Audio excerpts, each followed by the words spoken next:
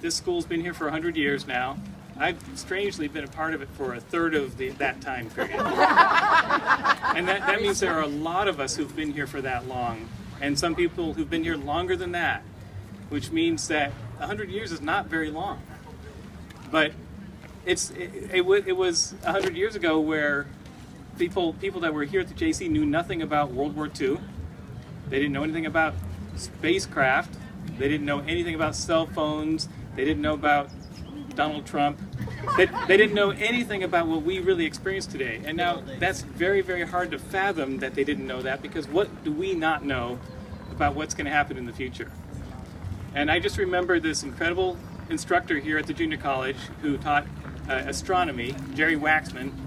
I was taking his class, and he said, "Everything I'm teaching you is a lie, because someone's going to discover the truth or something else in the future, and we don't know what truth is." And this represents that feeling. And so if you look at the piece, you can see this huge amount of convoluted forms. That is a superplex. This is something that I've been creating for a long period of time, this theoretical sort of form. And it represents us as students, as faculty, all sort of coming together, and all the parts are necessary as a whole to make our institution. And without the individual parts, you wouldn't have the whole. So we are sort of interlocked in this experiment. And it also it has a few elements which are sort of a dichotomy, I guess. It's this whole, and it's inextricably connected together, but it's also in an explosion. It's like exploding outward, but it's being pulled back together. It's kind of like the position we're in right now. We're at this place where we're both at a precipice, and we're at the forefront of something incredible. And it can go either way. And so when we look at this piece, or I'm hoping that you do, when you're looking at the piece, walking around the campus in the future, you go, this is like a frozen moment of what life was like now for us here, and how we really have the ability to strive for a better future. And then the time capsule, it's an incredible thing to have done, because it's a gift for 100 years from now. And to be able to say, this is what we were thinking, this is how we feel, this is, in fact, people have brought this up, why not protest here? Why protest? There's an important thing to have the ability to express yourself, right?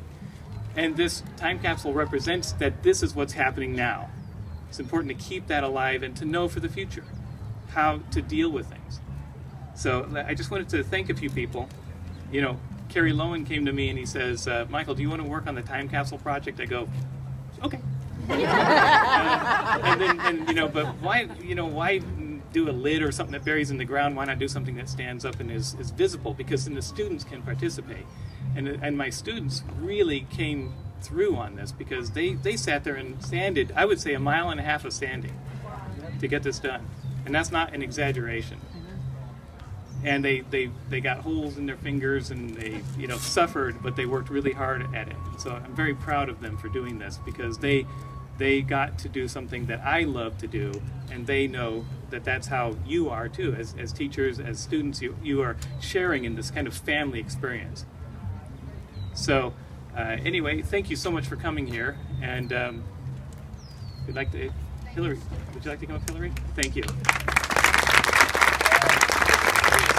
I just have a list of names. Of course, Hillary Zarate, who has really spearheaded this, along with Amber Cushing. Where is Amber? Over here somewhere. She's way back there. Who helped spearhead this entire program. Matthew and Eli from the engineering club, and there were a few more engineering students who got to build the base for this. And they did this, I would think they did this completely on their own. They created something from scratch that they'd never done before. That's an incredible base they've created, and the capsule inside. And then Sabrina Rawson and Fran Byrne, who are on the committee to get this going. So thank you so much for doing this. Thank you, Michael. Let's give a big round of applause for him. We have 2 more speakers, Eli and Matthew from the Engineering Club, Tech.